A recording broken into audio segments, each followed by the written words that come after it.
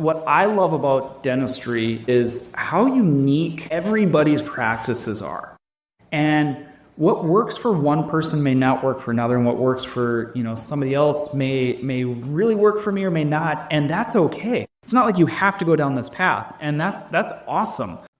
Welcome to the Digital Smile Hub, the podcast that is dedicated to making clinical dentistry simple. Join us as we decode the complexities of dental care by providing actionable insights into the diverse aspects of clinical practice, the latest trends, and the newest technologies. Whether you're a seasoned clinician or just starting out of dental school, listen in on engaging discussions, expert interviews, and a wealth of tips and tricks to enhance your clinical workflows. So turn up that volume and get ready to transform your clinical practice with the Digital Smile Hub. And now, here's your host, Dr. Tim Anderson.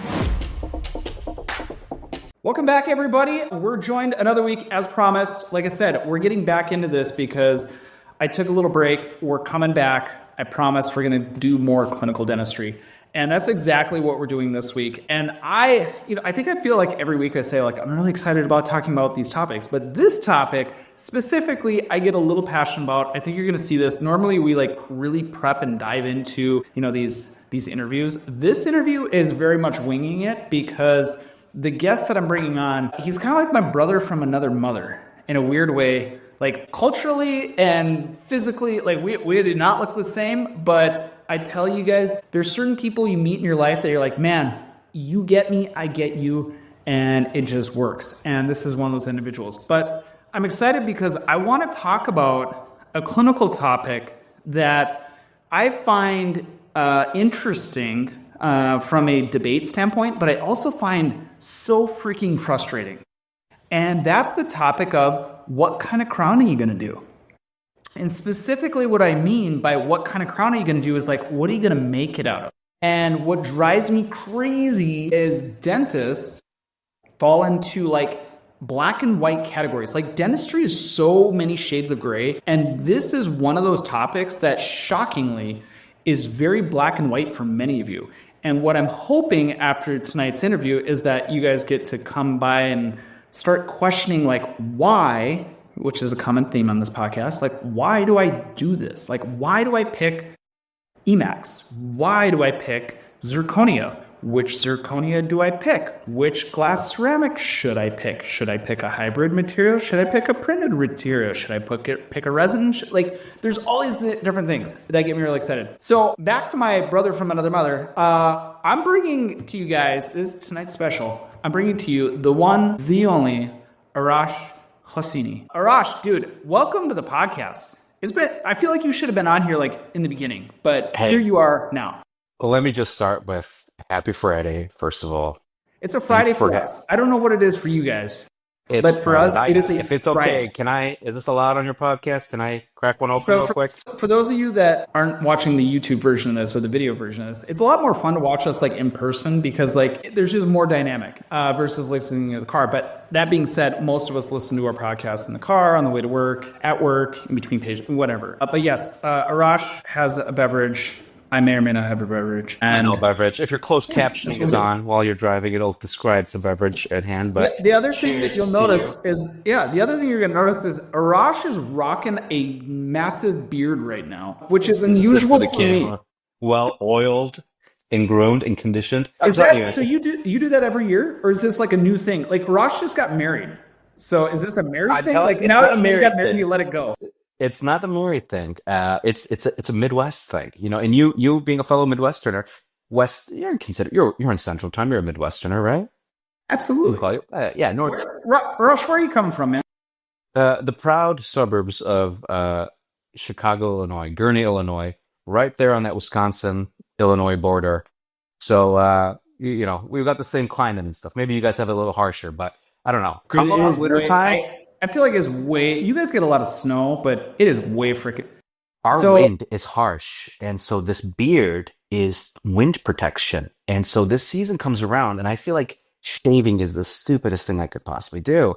And I don't like to put earmuffs and hats on because it messes with my hair. So I'm just I just grow my, all weather protection here, and I'm good. I can walk out into the elements and just throw on a jacket. So that's what's great because so during COVID, like everybody did like weird things. And one of the things I always kind of have like a little bit of a scruff. I don't have a full beard. I've actually never tried to like grow a beard. I think my wife would kill me. I have no idea. Yeah. It would look good on you. Yeah, during COVID though, I shaved my face like bare bottom shit, like blade Shady face. And my kids about crap their pants. They're like, Dad, you look ridiculous. They're like, do not ever do that again. You look stupid. So I just kind of the scruff look is a good look. The look that you have now is good, and that I like to get away with that look. But I don't know, it's a seasonal thing for me. I got to do this, and then you get like the beard oils and the conditioners, and then you can have fun with it, and then it just becomes like this like ritual that you do every morning, and it gets to a point where then you get sick of it, come around March or April, and then it's just like, and now I'm down to just like the gentleman's scruff look like you got right now. So thanks for the compliment. And it's a good look on you, man. Like some people can rock a beard, some people can't. Like you can rock a beard. So I appreciate it. And my hope here is that with this little 30-second segment is that our listeners in their car will then, when they get to their destination, pull up YouTube and pull up this episode. And they're gonna be like, "What does he look like?" And see if they're satisfied with the image that you described in their head or not. I think they're going to be pleasantly surprised, my friend. I can't wait. But either way, thank you for the introduction. Thank you for having me. And I want to start by asking, which dental podcast am I on right now? Oh my gosh. And I'm asking that for a reason, not the reason you think. All right. So as the intro to this podcast told everybody, but I didn't hear the intro. You didn't hear? Did you have like a musical and everything? Yeah, there's a whole like this is not like your mom and pop little. This is like a good production, my friend. So and that's why that was my point with the question is that this is not your average dental podcast, and I get asked to do this all the time. But I said yes, one because yes, you are my brother from another mother, but you and we are like very similar in our passion when it comes to dentistry and non-dentistry things. And I felt like this podcast really captures the essence of what it's either me or you. This is the premier dental podcast, in my opinion. And there's a lot of great dental podcasts out there. But with all the limited 24 hours we have in a day, we can't listen to them all. So I hope that our listeners understand that they chose wisely when they're listening to this one. Well, now you're making me blushing. So now you guys really need to go see the video version of this because now I'm blushing. So I appreciate the kind words of my friend. No, that's a good kind of intro into this because, the focus of, when we were developing this podcast, it was like, all right, there are so many great podcasts out. Like, let me throw that out there. Like, there are so many really good, high quality podcasts out there, but they're all on like totally random. Like everybody's kind of got their niche. And one of the things that I'm like, I want to know about like real world dentistry. And honestly, man, like, that's one of the things in 2025 I really want to get back to with regards to this podcast is like I want to focus on like things that we can do, like challenge the status quo from clinical dentistry, like stuff that we can actually implement versus like just philosophical, business, like team member, like all that kind of stuff. Like there's so many great podcasts on that, but I want to talk about like the real world stuff that A, nobody's talking about, B, people want to talk about, but it really kind of comes back to the things that I love about dentistry is I love the figure out my patient's why of like what drives them. But what I love about dentistry is how unique everybody's practices are. And what works for one person may not work for another, and what works for, somebody else may really work for me or may not, and that's okay. It's not like you have to go down this path, and that's awesome from the standpoint of what we can do with our practice. But one of the things that has always attracted me to you, Arash, is that you value and have this love for digital dentistry that gets me excited. Like we get beat down by our patients and our team and all that stuff from a day-to-day practice. Started on that. That's a separate topic. That should be next week's episode. Mental health and emotions and juggling the expectations of patients and team members. Let's bookmark that because that's like a podcast series, to be honest. That's a series. I think it's a very important one. But yeah, sorry to switch you off, but I hear you. No, and it's one of those things, but we need to like find the things that bring us joy. And one of the things that has always brought me joy in dentistry was how technology just makes things fun. And I have always prided myself of like, I feel like I kind of know my crap and I feel like I'm pretty good at stuff, and then you meet people, you're like, shit, I don't know anything. And Arash was one of those people, like when it came to the digital CAD-CAM, like same-day dentistry world, like I thought I knew everything about CEREC.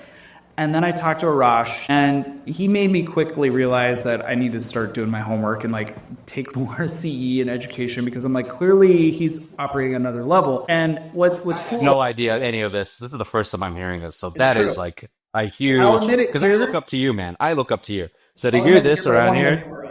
So from digital though, man, like people here know that I like digital, but like tell us a little bit about like what drives you in dentistry. Like you do so many cool things with digital dentistry, but tell the listeners who don't know you kind of like the style of dentistry you're into, the things you like right now, like what you're doing with your practice right now, that kind of stuff. Yeah, and it's something that I enjoy talking about, and it's conversations like this with like-minded individuals like you, colleagues like you, and our crew of people, because I can't have these types of conversations with like Dr. Johnson or Dr. Brad down the hall or down the street in my area, because not to knock them, they're great dentists, great general dentists, great basic general dentists, but they cannot relate to any of the stuff that we are doing. And again, I'm not saying we're better, but I'm saying our approach and our philosophy with how we treat our patients is very different.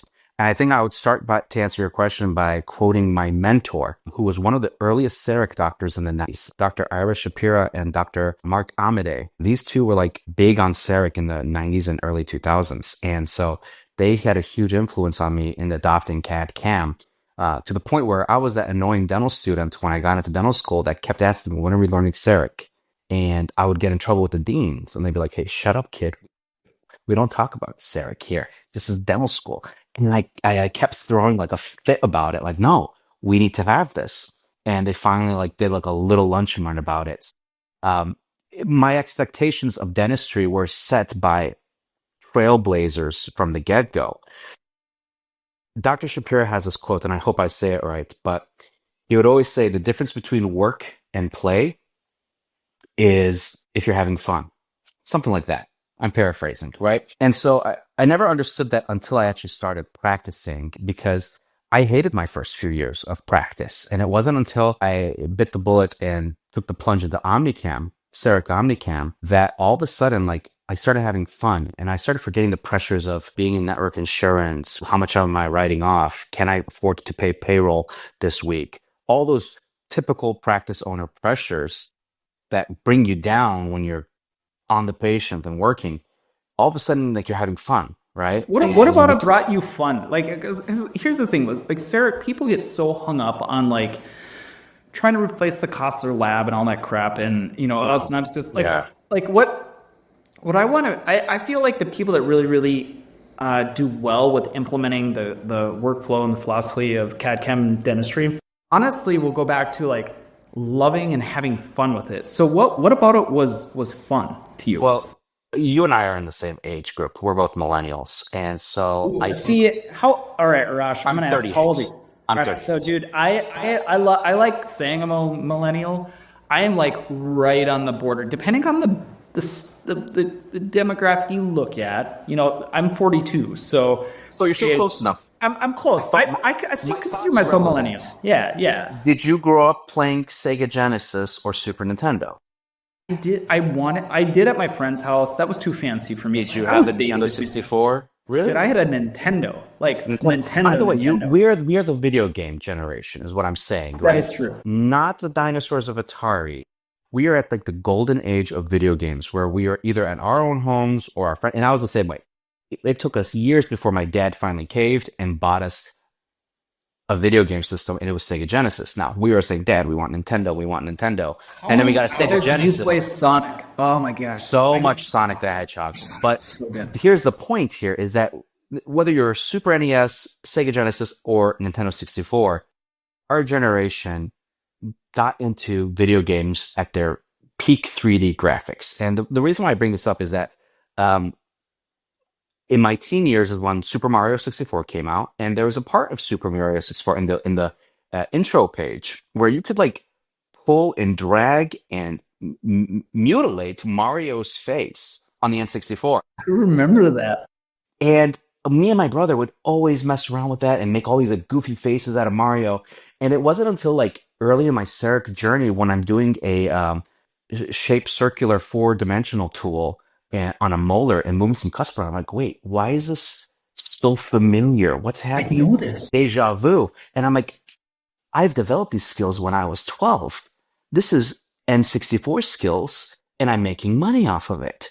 And I'm like, I gotta call my dad. Because my dad would yell at us, like, stop playing Nintendo, go do your homework, go study. You're not gonna be a doctor if you don't do your homework, right? And I'm like, hey, Dad, look, I'm not only my doctor, those video games made me good at being a doctor. Boom, Daddy. I love it. And it's true. Basically, that early exposure to 3D graphics and these games, that three-dimensional space manipulation and understanding things, which is a subject on the DAT exam for dental school also. But you got to realize it pretty much gave us the foundation that we need to really capture the basics of this CAD-CAM and designing crowns, right? And that becomes the fun of it. Like, we're manipulating these things in 3D. We're making something beautiful.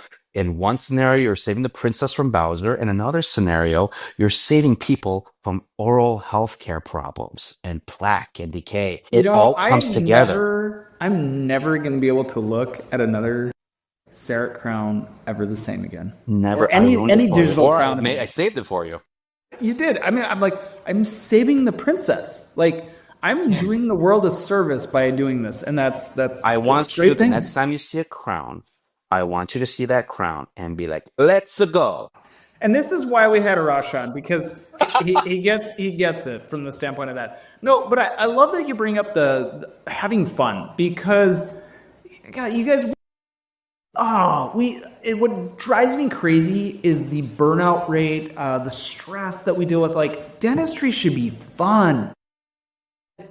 So many times we look at digital technology and new workflows and whatever it might be as this big, like, financial burden, and we can't do this until we can pay for that. I'm like, we're missing the point of, yes, these new workflows and these new digital workflows will allow us to do more dentistry more efficiently, more productively, but ultimately, where I think Arash and I are on the same page is that, God, we have so much more fun doing it. Like, if I had to take another, like, triple tray, light body, VPS, wash and pressure, like, I'm like, oh my God, I hated that. And now even to this day, like, I've been doing, like, I don't even know how long I've been doing CEREC. It feels like forever. But every single time, even to today, when I go to see a CAD-CAM milled in-office same-day restoration, and I see that how my assistants have created a lab-quality restoration, custom stain and glazed, great, it's rewarding. Primary, secondary, like, I look at it, I'm like, I can't believe this crap works. It blows me away. Like, I'm absolutely put it into it, though. You get into it what you put into it. And this is where I love debating these haters. We're like, oh yeah, CEREC's bad. I've seen CEREC. I've replaced 100 CEREC crowns in my practice, right? These haters that look at it only as a lab bill savings, which is the wrong way to look at it, first of all. And that's something that I will destroy anybody on when they try to argue it in terms of lab bill savings. But if you get the training, if you invest in yourself and your team, your CEREC crowns should compete or exceed lab quality stuff. And in my hands, it did. And in my team, it did. But when you just kind of like buy the technology, but don't bother to go through the boot camp that Patterson offers or the training in Scottsdale or North Carolina, and don't bring your team with you, of course you're going to create crap. Like, crap in, crap out. I can't take a high-speed dental handpiece and hand it to a, random person on the street and say, hey, you're a dentist now, just because you're holding that handpiece in your hand. The handpiece doesn't make you a dentist. Just like that, the CEREC doesn't make you good crowns either. It's just a tool. You have to know what you're doing and master that tool, and then that CEREC can get you to good results. But the CEREC is not just making that automatically, and I think that's a big misconception. But completely. To your point that what you're saying here, a couple of things. It's very important to remember that, we need to remember the why, right? And we want to do it because it's very dull to do the alternative, which is triple trace alginates, like old dentistry. One of the big reasons why I stopped working as an associate to make extra cash at other offices was two reasons. No CEREC and no Celea. I got to a point in 2017 where even though I was at other offices a couple days a week making good money, I'm like, if I have to do another jet acrylic provisional or do another composite occlusal filling without a laser, I am like, it's not even worth it. And that literally got to the point where I'm like, I'm done associating. If they don't have these pieces of technology, it's not worth my time. It wasn't even about the money anymore. It was about my time because I felt so mentally exhausted at those practices. Because when you try something good and fun, like you don't want to go back to the way things were. No, you can't unsee it. You just can't undo that. And then let's talk about, again, the video game analogy here. Why are video games fun? Because you have levels, right? You start with the basic level, and then and I think we're quoting one of our mutual friends here, but you level up. Who said that? I don't know. T-Bone will say he said it. Sully might say I don't think T-Bone quoted it. Either way, it doesn't matter who says it. What matters is it's a beautiful thing to say. It is. Level up, whether it's your team, whether it's your approach. So that is such a good analogy. You can't stay on. See, they said it, but I gave it meaning. I breathed life into their words. So, Sully, T-Bone, you're welcome. You can send me a check later. You can use this at your next retreat. That's fine. I'm here to help the industry. But leveling up, let's talk about this. Okay, like a video game, you start with level 1, and you can be scared and be afraid to go to level 2. Just keep playing the same basic level and get bored and get dull over time. Or you can level up and go to level 2 and level 3. And so as a CAD-CAM dentist, for me, single tooth crowns in the posterior became boring. I enjoyed them still, but I became eventually ready to level up. And whereas in the beginning, I was a big Sirona fanboy, and everyone's like, oh yeah, there's Arash, he loves Sirona. He loves everything Sirona. You could put a logo of Sirona on a donkey and Arash would buy it. That's what the people would say. It's kind of an exaggeration, but the point is I loved everything Sirona. Well, I still do for the most part, but there comes a point where you outgrow that single crown, same day dentistry thing, and you want to look into something else. So then I got very interested in conservative dentistry, going into biomimetics. Well, how can I bring in biomimetic principles and conserve tooth structure to CEREC? Maybe I don't want to shave down and do a traditional prep. Maybe I want to be more conservative and do more onlays and inlays. So I started doing those, and great frustration. It was a great challenge. I hated my first onlays and inlays. They are very, very difficult to do. And I would get frustrated and say, oh, you can't do this with CEREC. But I said, no, that's not true. You can do anything with CEREC if you put your mind to it. And sure enough, what did I do, Tim? I leveled up and I practiced and I reanalyzed the approach and I figured it out. And then it became my favorite thing to do. So many onlays with so many different materials that we have available to us. And then that got, I don't want to say old, but then that got repetitive for me. So then we talk about, okay, maybe there's a world beyond CEREC. Then I got into the InLab, which is CEREC software on steroids. It's what our labs use. And it just opens up the possibilities to more things. We're talking about dentures. We're talking about splits. Now, I used to hate setting denture teeth in wax back in, what is that bubble there? I used to hate doing denture teeth in dental school, right? But I'll tell you right now, as a working adult, I love dentures because when you use something like NLab or exocad, edentulous is fun. And now I have kind of a niche in my area where I'm taking all these denture patients and it's fun and it doesn't cost me as much as it would cost other people. And then InLab, I outgrow InLab, and what do I do now? Like you guys, like you and Sully and T-Bone, everyone gets on the exocad bandwagon, right? So you can say bandwagon because that's like, you can say bandwagon, right? It's kind of like a bandwagon. I mean, it's justified though, because then you get into the world. Totally. You enter the world of exocad, and you can't look back. Yeah, you can't look back. And I'm like, well, this is fun. This is great. And you can still use your CEREC as a scanner, but I'm just using the exocad as the design software because it opens more possibilities. Because as you level up, you can get those skills. The nice thing about CEREC software is that it's basic, right? And so it's easy if you want like kind of safe and security and, you're a beginner, right? But as you become more advanced and you're ready to push the envelope, you don't need those restrictions and boundaries put in that software. So you outgrow it. And when you level up to the next thing, then you can really break the rules and do it like a pro and get things that you didn't think you could originally achieve.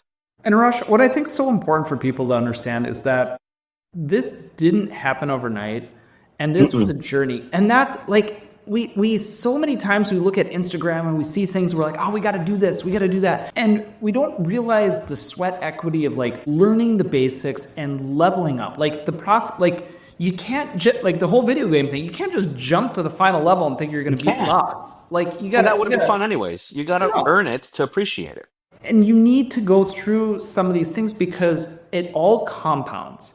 And that's what I love about all digital technology from the standpoint of that, because it honestly becomes so fun and it opens up your eyes. You start seeing things differently. And one of the things that, as you kind of mentioned, like you got to take the C, you got to do the work, you got to do the education. One of the things that was eye-opening to me when I got into CAD-CAM dentistry was like, I don't know shit.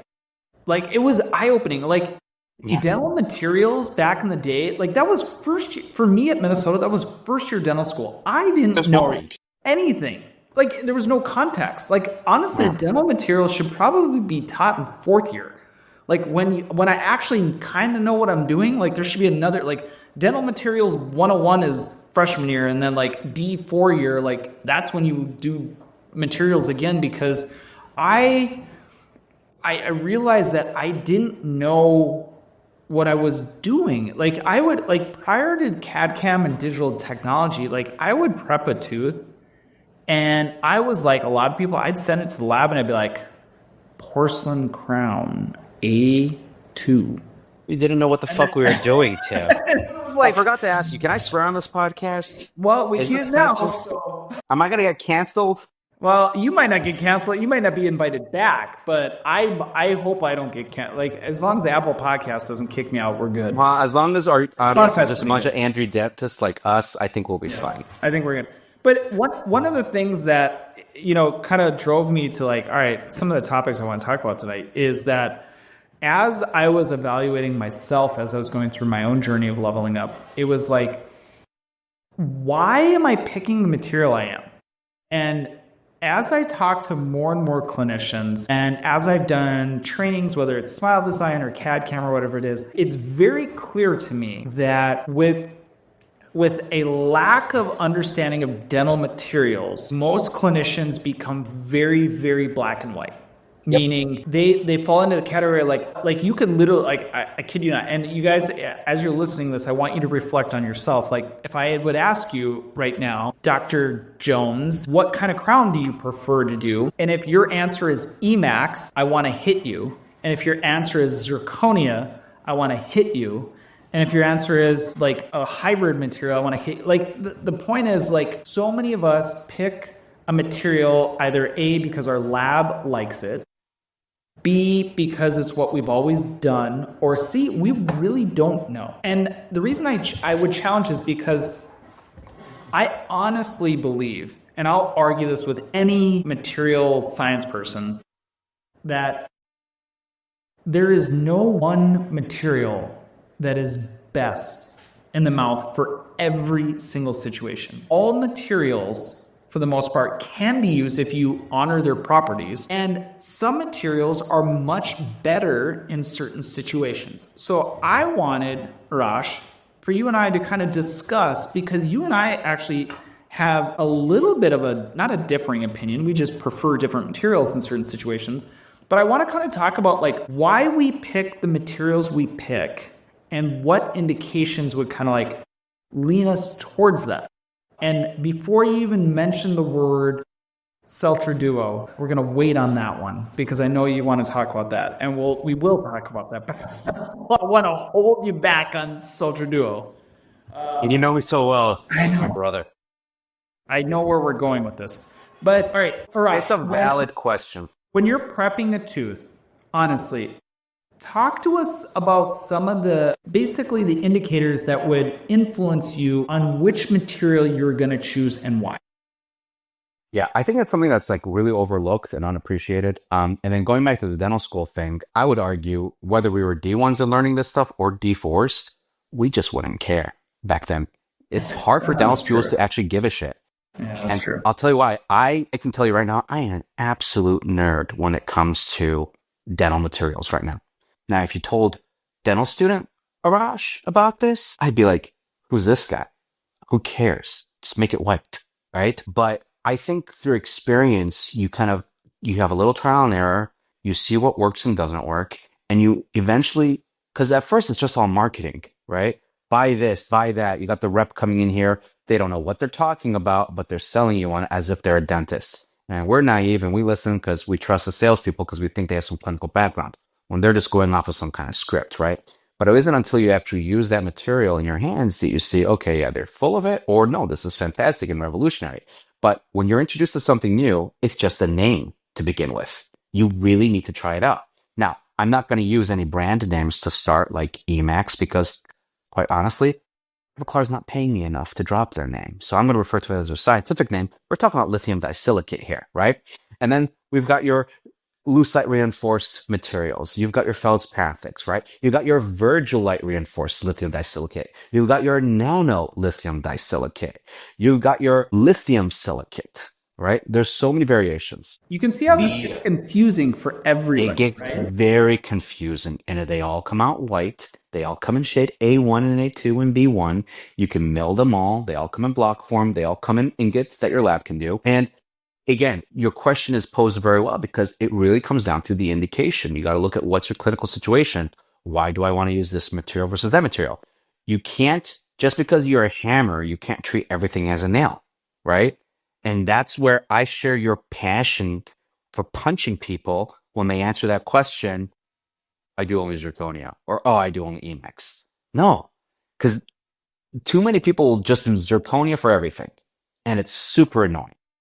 I personally don't do zirconia because I don't have room to plug in my new CS6 to sinter zirconia yet. You feel free to send that CS6 to North Dakota because I will take it off your hands. No, I mean, if you're looking for a place where I have room for it, I do. I mean, I'll eventually expand and I'll, have that in my fancy schmancy lab, but that will, be modeled to copycat off of your lab one day if I, finish this project. But no, it's a great thing to have, the CS6. I just haven't plugged it in yet. But the point is that right now I'm a glass ceramic guy and a composite guy. And there are some indications where I wanted to mill a composite, or now we're 3D printing things that behave like composite. You've got ceramic materials now that arguably would, are considered ceramics, but I still like milled glass ceramics, lithium disilicates, and those other names that we've dropped by. But it really comes down to, what am I trying to resolve here? Am I looking for strength? Do I have a lot of peripheral enamel left? How conservative can my prep be? What's the interocclusal space? What does the opposing look like? Is aesthetics going to be an issue? Like, there's white and then there's white, right? And you gotta see, like, it's going to be something that you want to make it Instagrammable. Is it going to look good, or is it going to look like a dead white block? And would I post this on my page? These are things that I think about when I'm kind of walking through and deciding this. There's other factors too. Let's talk about here though, like, why? Because I would argue that the majority of dentists, especially this day and age, especially newer dentists, really favor zirconia. Why do you think that is? I'll give you my opinion why, but why do you think that is? I'm going to answer that question with fact. And the reason is zirconia was invented by Glidewell, apparently. Did you know the story? Well, I know they were like Bruxer crowns were like one of the very first. Well, the labs got tired. I think Glidewell, one of the biggest labs in the country, and I'm summarizing this story, but they essentially got tired of getting blamed for the crowns breaking. And they're like, we need to develop a material because these doctors are not prepping right. They think they're prepping right. And I've seen because I follow the dental lab pages on Facebook too. And it's hilarious to see the cases that they post. It's like, how did some of these people graduate dental school? They shouldn't have passed boards. Like, occlusal reduction matters, guys. And they don't do it. And so zirconia was invented because it could withstand and survive these really, really, really crappy preps where there's no occlusal reduction, right? And so the material was born out of a necessity because they couldn't change the behavior of dentists with poor prep practices. So I feel like it's an easy out, right? It's an effortless material. And I'm going to probably get a lot of hate for this. No, probably some people are going to critique it. Zirconia is out there now. No. There's that new Katana stuff. Dentsply Store just came out with that new Zircon block as well. It's zirconia in the right hands. If you treat it well, you can make it look beautiful too. But it's in its origin, it came out of a problem, which was poor preps. Yeah. Well, and I honestly think So here's my take on zirconia, and this is Tim Anderson's opinion, not the opinion of anybody else. I think zirconia became so popular because it made shitty dentists look good. Because zirconia, for those people who don't realize, is a milled only material. So it is not pressed, it's not layered. It's a milled material that shrinks dramatically, like 22 to 25%. So you can have a really jagged margin that can be milled really, really, really nicely, and it's going to look really good. The other reason I think zirconia makes crappy dentists look good is it's radio opaque like gold. It hides everything. Your margins always look good in zirconia. And I think dentists like that. It makes them feel good on their bite wings. The other reason I think zirconia personally became the #1 requested material from labs is that you could bill, there is no zirconia code for insurance. So you bill zirconia as 2740 or a porcelain to ceramic restoration. Even though it's just ceramic, the problem with that is zirconia, because the cost of manufacturing is so much less than glass ceramics, it's also the cheapest restoration from a lab. So the profit margin becomes huge. It makes you crappy dentists look good. It's white enough. And all of a sudden people think it's the greatest material on earth. And for me, I have a hard time with that, because what it's doing is it's camouflaging a bigger issue of, there are indications. Like in my practice, zirconia is a huge component of my practice. Don't get me wrong. I love zirconia. But I do think that bonded glass ceramics, because yes, you can bond zirconia, but a bonded glass ceramic, the optical properties of a glass ceramic, the optical properties of a feldspathic or a lucite reinforced ceramic are just better. I'm sorry. And when we start looking at these beautiful new zirconias, these 5Y zirconias, for the yttrium content. So yttrium is it's how the tetrahedral whatever is formed, but you got 3, 4, and like the original Brux zirconias were 3Y, super strong, 0.6 reduction, very, very high compressive strength. They look like shit. Like the only reason they look decent is because they're glazed, and then the moment they're unglazed, it goes garbage. But these 5Y zirconias are beautiful. They're very translucent. But the problem is they have the properties of a glass ceramic. So why wouldn't I maximize the benefit of the glass and etching of the glass if it has all the same compressive strength, flexural strength? So there's all these different rationales of why to do it. But the last thing I'll say is that I think there's also a transition in the lab industry, because we've lost the lab technicians and the education programs for lab technicians. So now labs are all apprenticeships, and the majority of new labs, and you talked about exocad, in-lab, all these digital technologies, the benefit is this digital workflow. And so these new lab technicians are digital-minded designers, and CAD-CAM zirconia is a digital workflow. There is no layering. There is no handcrafting artistry. It is literally mill, polish, or mill and glaze. That's it. And in that note, these labs are, the ones that still do it by hand because it's a dying breed. But their demand, they've now become niche. If you are waxing by hand, if you're doing the lost wax technique, using ingots, layering ceramics, you find a lab that does that, and all of a sudden, that's expensive. And that's now being called luxury dentistry, right? As it should be, my friend. As it should. Respect it. It is still remarkable what some of these technicians do. And it's sad that it's becoming a lost skill, because the mainstream is so focused on, the faster, more profitable way to do it. But on the flip side, those that remain, that know these more legacy techniques, they have their benefits. Well, I love one of them. Mike Appa was talking about a thing recently on one of his Instagram or social media or whatever, and he was talking about basically how cosmetic dentistry should be a specialty, and I 100% agree, because there's what frustrates me is getting from A to B. You can use any car, but if you use a Honda Civic versus a Maserati or a Lamborghini or whatever, it's a different experience, and it's a different outcome. It's a different ride. And yeah, you get from point A to point B, but they're not the same. And I think with dental materials, it's important to understand that a crown is not a crown. Exactly. And when you get your work back from your lab and you're like, God, this doesn't look like this fancy shit from Instagram. It's like, well, yeah, because you didn't pay $600 a unit for feldspathic or foiled, porcelain or custom cutback and layering. Like, you didn't pay for this. So Though they didn't pay for it. I'll go back even further. They didn't pay attention to what they need to do to achieve that. More importantly, yes, there's a financial component, but beyond that, they didn't even know the details that they need to be even asking for. Because their mindset, their assumption is, as long as I say this, they should know I want what I saw and answered. And I'm not a total hater of zirconia. Don't get me wrong. Like, I love zirconia. So there's some huge advantages of zirconia. Like, the fact that it can be milled and shrunk, like, yeah, you can all of a sudden start doing more of these like feather edge style preparations that would normally be done in metal. You can do these very, very well. And bonded zirconia does do well. I'm not a huge fan of bonded veneers and zirconia, but that's a different podcast.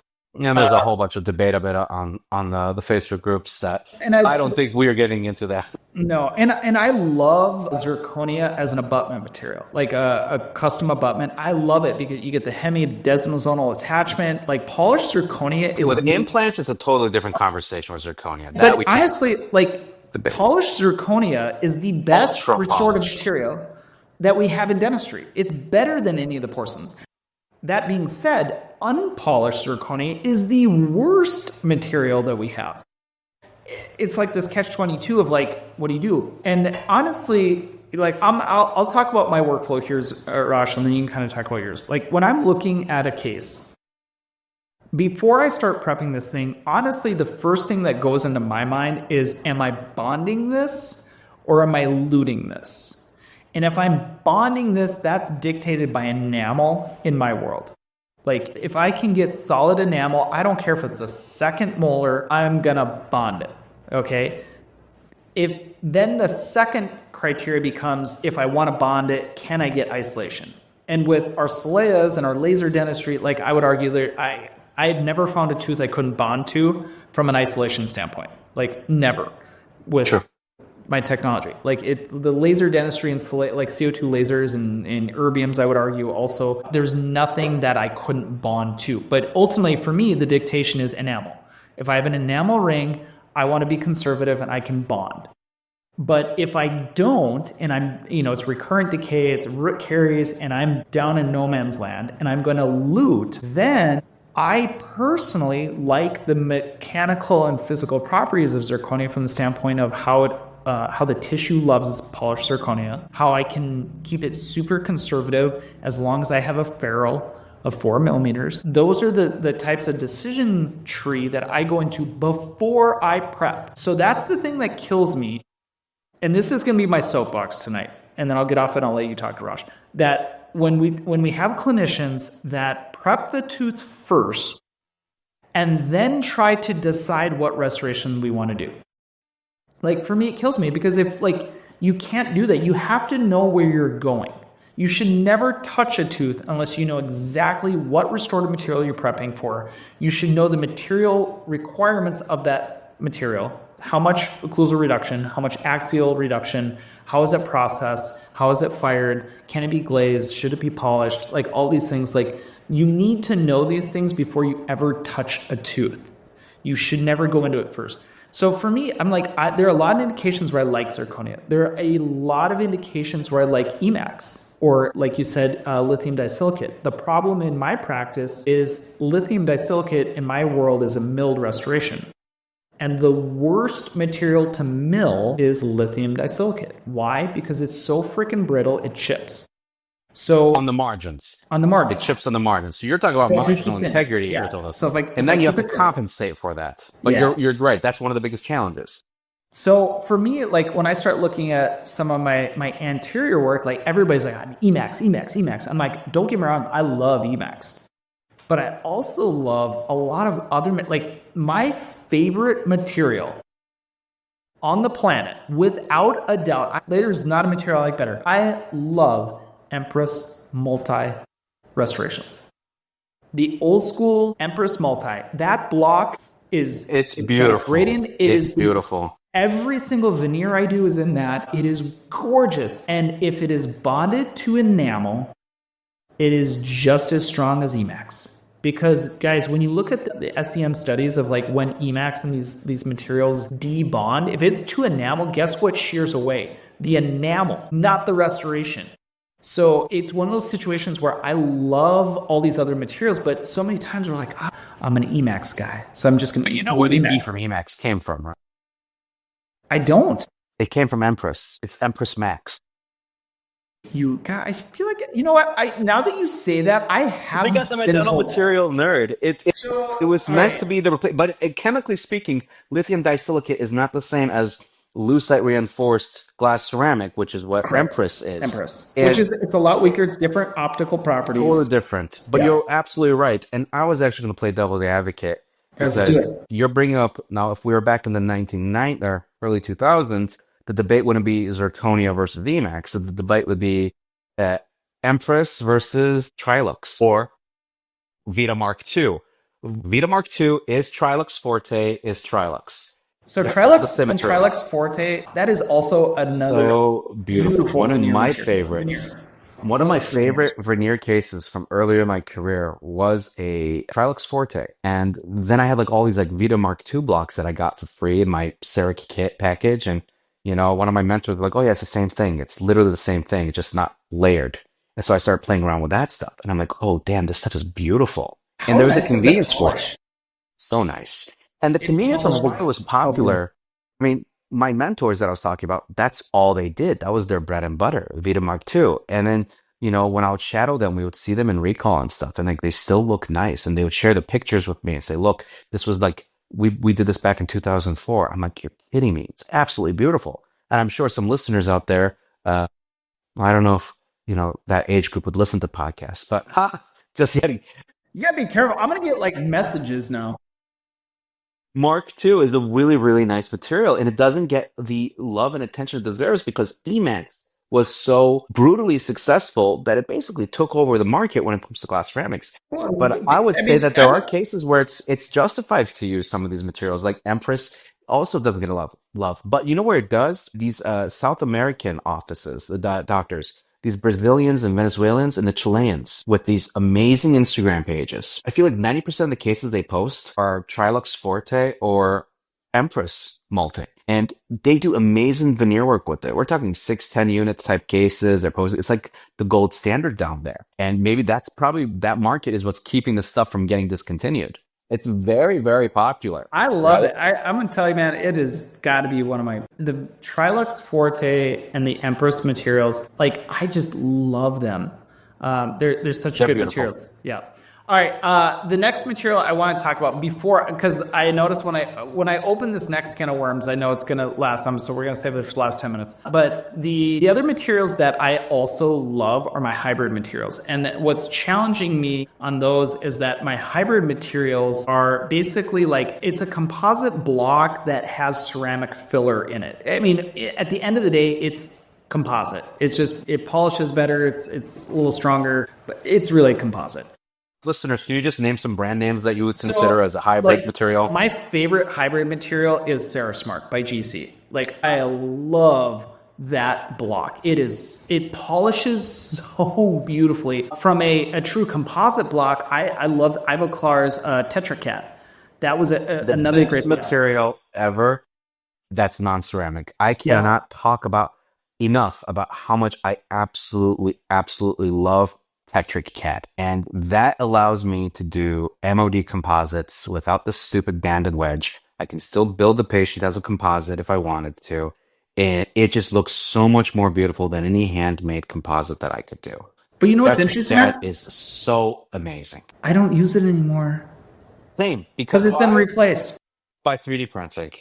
3D printing. So that's a great segue to the fact of like, as these technologies evolve and materials change, like the composite blocks are awesome. My gosh, they're so awesome. But what changed for me was that the challenge I had is that I often felt like to mill these inlays and onlays out of composite, the sprue became challenging because you ended up inevitably always having the sprue either fully on the occlusal or the interproximal. And then by the end of it, it's like, well, now just like, especially on the more conservative preps, it just kind of looks like a polished blob at the end of it.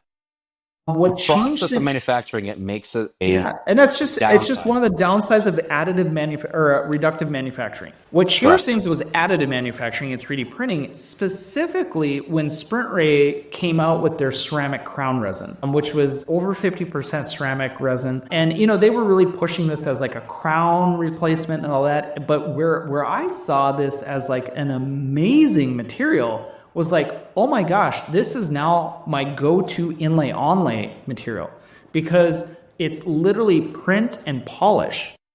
And the difference is my sprue is no longer this huge sprue from the block that has to withstand the mill. It's all of a sudden these tiny little supports that are, could be on the occlusal, could be on the process. It doesn't matter where it is. Well, you have flexibility on where you put it. Yeah, and so you it's still all of have a sudden all set this prices. anatomy.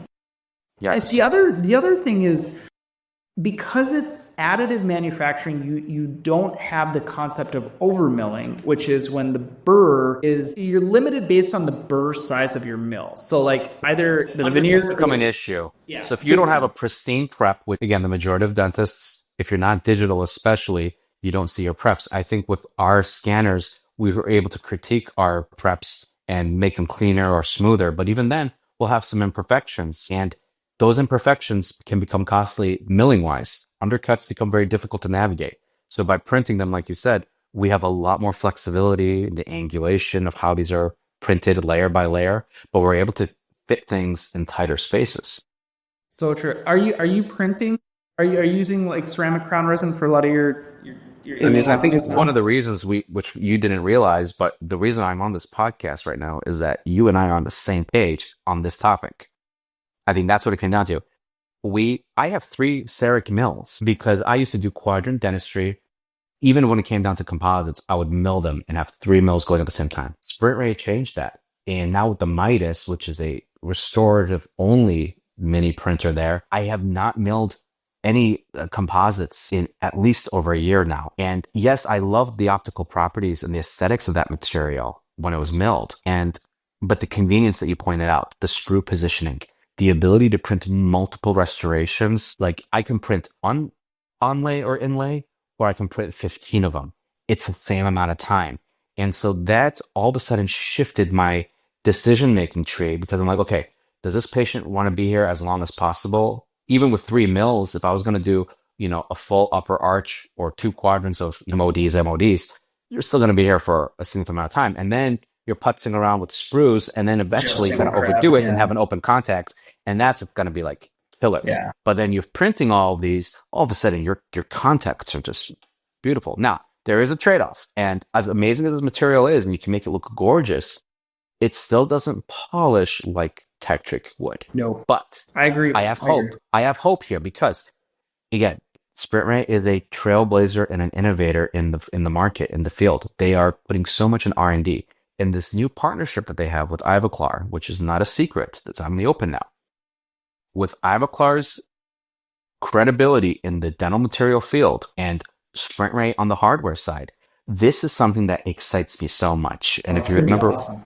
When we saw the reveal, I think it's a kind of good place to insert. You and I are beta testers for this company, and we get the heads up of things. And we had a lot of excitement in Miami when they revealed this partnership. Me being a big Ivoclar fanboy, but also a Sprint Ray fanboy, it was just the best news ever. And I'm so excited to see what comes out of Liechtenstein.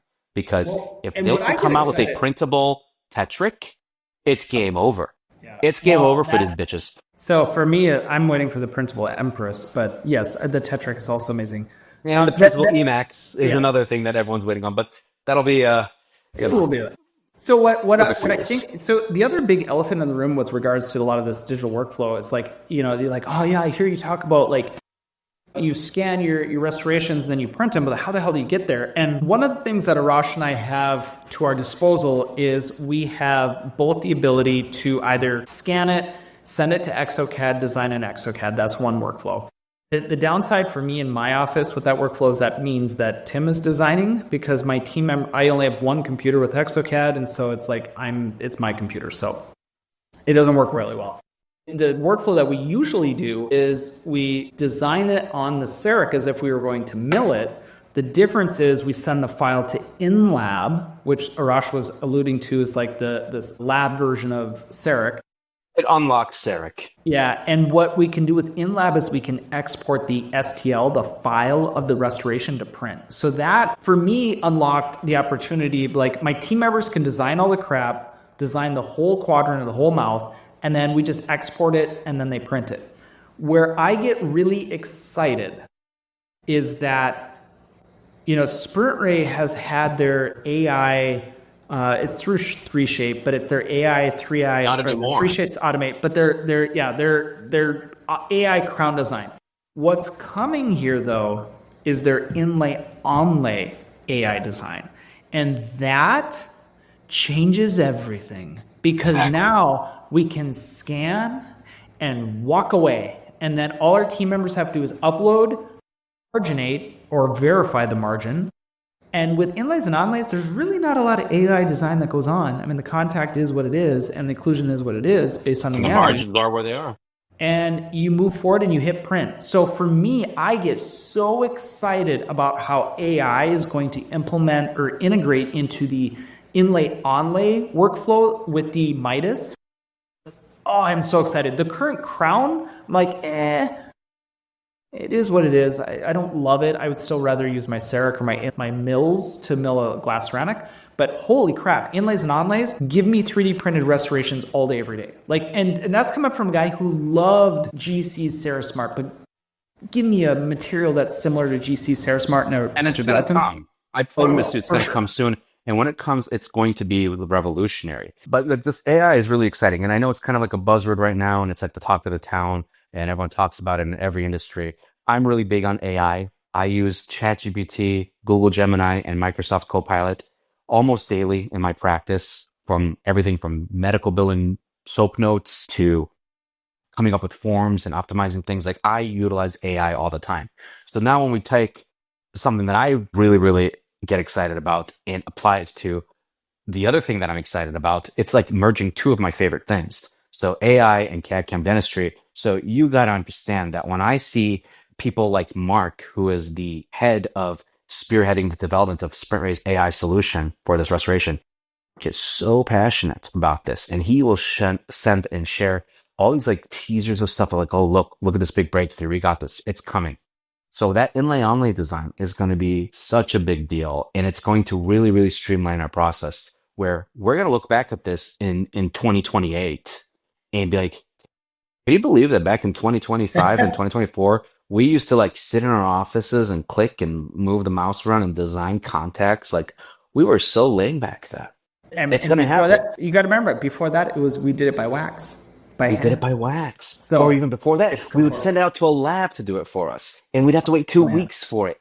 But here's the other fun thing is that, Exocad also has their new AI feature that's come out and rolled out. And that was really freaking sweet. Like, it's still not as amazing as the 3Shape AI. There's simulation, smile simulation. It's gonna be a big deal because everyone's getting on it. This competition is good for us because it's gonna drive all these companies to, make the best and most efficient solutions so that we can get our time back. So we can delegate to our assistants, and then we can screw around on Instagram while this stuff is being done in our labs, or we can like do a podcast real quick for the patient chair. Enjoy the life. I'm thinking about buying the new Nintendo Switch too, so I can just kind of like play video games while my assistants are designing the crowns and printing them and everything like that. Look at that. It's a possibility. Full circle, you guys. All right, Arash, here's the deal. Like, I could talk to you for like 4 hours. We are definitely going to get you back here because I want to talk about AI with you. Specifically, my favorite. I love AI. So you've got like, and I think everybody, that's a big buzz thing right now. So everybody wants to talk about AI, whether that's like Overjet or Pearl or how it's integrating our software and our design, all that stuff.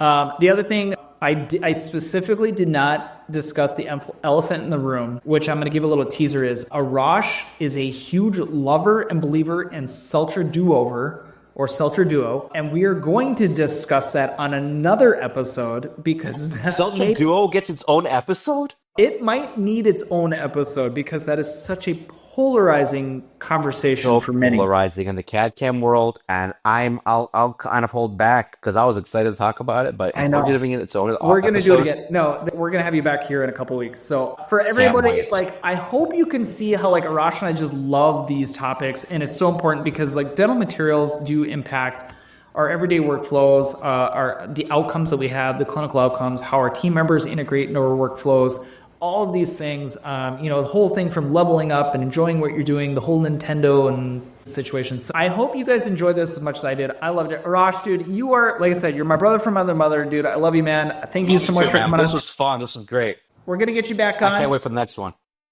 For if people want to get a hold of you, you're like, dude, who is this dude? How do they get, what's your Instagram handle? Well, right now my personal Instagram is Ari Haas, ARIHOSS. But if you put me on a spotlight like this, I might have to make a A shameless plug? an Instagram alter ego celebrity page, maybe. We'll see. It depends on how famous you make me. All right, But we'll maybe work I'll on that. make one to be more like mainstream. We'll figure that Yeah. out. But for I now, mean, my that's Instagram is all not we as can cool do. as yours. I gotta give you props though, real quick. When I first found out about you, I want to just put this story in real quick. When I first met you in real life, I came at you like a psycho, girly fan chasing the Beatles in 1970s, right? Like, oh my God, it's Tim. Oh my God. And you're looking at me like, who's this crazy person? Why does he know so much about me? I was a big fan of your photography, your Instagram page and your photography, whether it was Celea or CAD-CAM or everything. Yeah, I was like, okay, cool. Another dentist that has the same shit as I do. Awesome, right? Photography, I respect it. And I'm like, I have a DSLR camera. Why can I not get pictures like this? And so you drove me into investing and leveling up my camera game too. And I still am not at your level, but I have some pictures and I'm trying to get to the, Dr. Tim Anderson level of photography. But I got to say, you deserve credit on that because your Instagram page is worth the followers that you get. You've earned your followers because you have good content. And so maybe I'm not ready to post things because I don't have content like yours. I want to be able to share cases and share cool things and the shadow and the lighting. Like you're a master of that stuff. It's always fun, you guys. Here's the thing. We're always improving. We're always leveling up. And the key with this, like Arash and I feed off each other and the energy and finding people and moving forward. Like just keep freaking moving forward, you guys. So until next week, we're going to check you later. Until then, keep smiling and have a great evening. Take care. Have a great weekend.